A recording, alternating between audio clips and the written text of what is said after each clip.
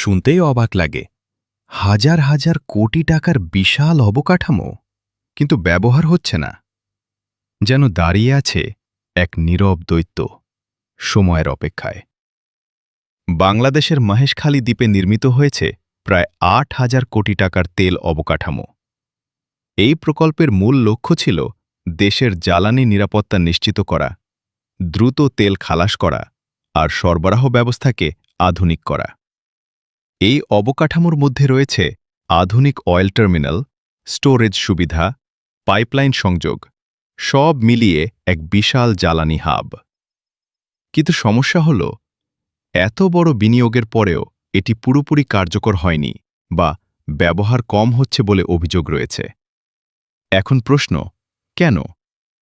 সম্ভাব্য কিছু কারণ হতে পারে।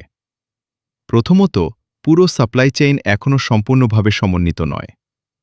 টার্মিনাল থাকলেও সংযোগযুক্ত পাইপলাইন বা ডিস্ট্রিবিউশন নেটওয়ার্ক পুরোপুরি প্রস্তুত না হলে এর পূর্ণ সুবিধা পাওয়া যায় না। দ্বিতীয়ত, পরিচালনাগত জটিলতা এবং নীতিগত বিলম্ব।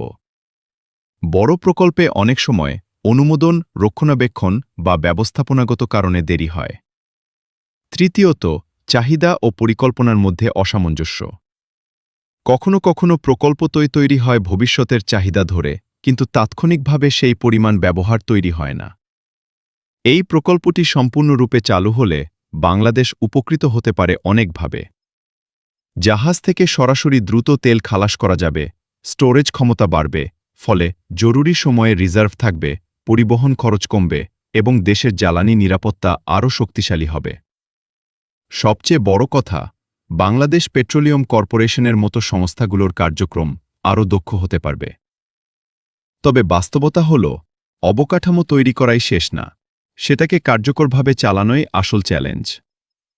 এই বিষয়টা এখন অনেকটাই নির্ভর করছে নীতি নির্ধারকদের সিদ্ধান্ত, ব্যবস্থাপনা দক্ষতা এবং দ্রুত বাস্তবায়নের উপর। আপনার কি মনে হয়, এত বড় বিনিয়োগ দ্রুত চালু করা সম্ভব, নাকি এটা দীর্ঘদিন পড়েই থাকবে?